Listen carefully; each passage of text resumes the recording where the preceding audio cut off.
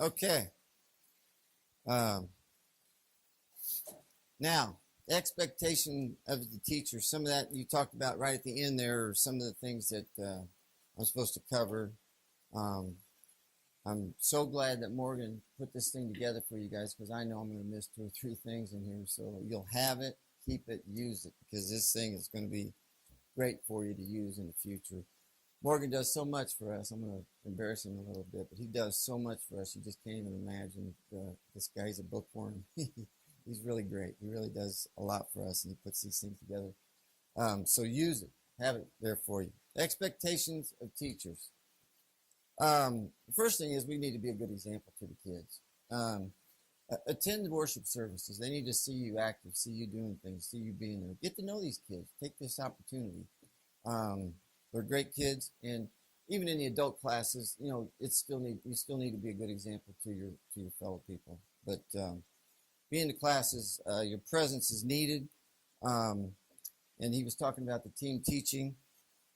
Uh, in the younger classes, your team teacher can help you keep control. And you ladies, I know you know what I mean when I'm talking about that. Sometimes there can be a handful. You can even have visitors that you don't know much about. And so it's good to be in the class. It's important to be in there. Living a spiritual life, kids are going to watch that. Everybody's going to watch that. So you need to be doing that. And for us to try to teach others about Christ and then not live the way we're supposed to it's counterproductive. So keep all those things in mind. Preparation, handouts, the thing that we give to the students uh, before class. We want to try to get that out there as quick as we can. It doesn't have to be the whole trimester, but you can do it either way. But it's good to have it out there at least a week in advance, if not a little more. It's a little frustrating to some of the people that they have a certain schedule when they do their lesson, and if they're not getting it on time, then that can be a little frustrating for them. Give them time to get ready for the class too. It's always nice to have everybody prepared to help you as you're teaching. So make sure we do that. The reading that we hand out.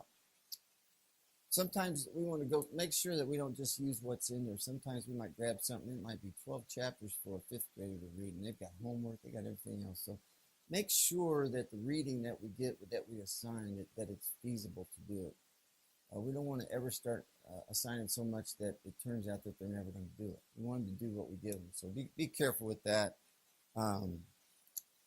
Because they do have a lot of homework to do, and the Lord's work is always more important, but all that stuff is important too. So make sure it's appropriate for what they're supposed to be learning, and also the amount of that reading. Be prepared for your class.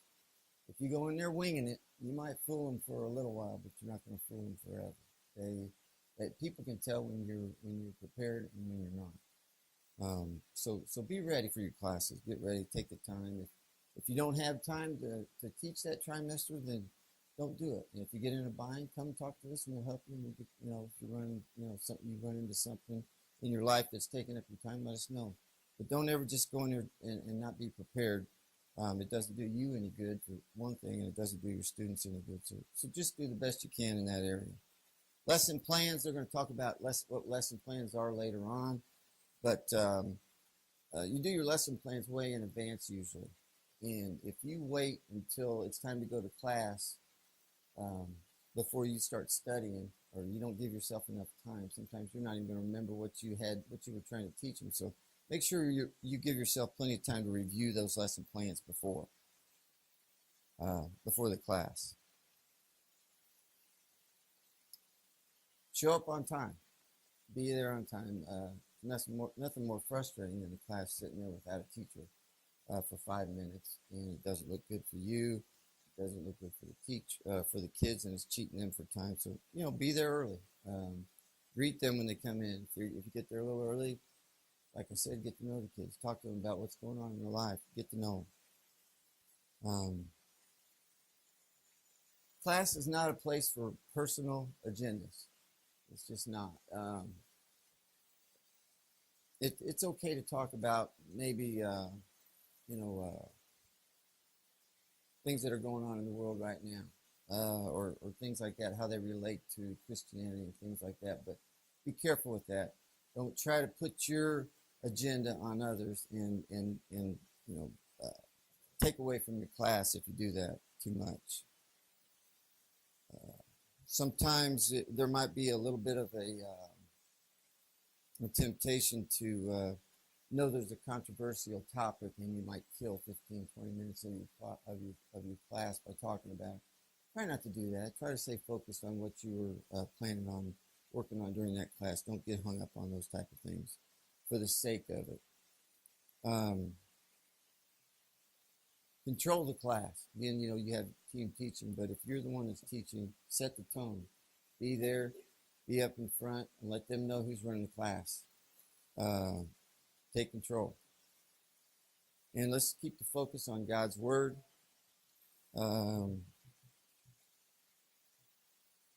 Try to be there as much as you can for your team teacher. We talked a little bit about that earlier, but be there for them. It's good for them to see you in there, and then you appreciate it when they're in there for you. They can make copies for you if you have visitors and you run out of lesson plans.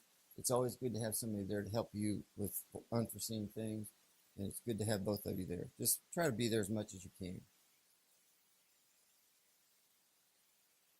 After the trimester, some of the things that Keith was talking about. Refile all your material. The sooner you do it, the better off you're going to be. If you try to wait and keep a pile of that somewhere and then try to go get it, you're going to lose one. You're going to, one's going to fall down behind the desk or something.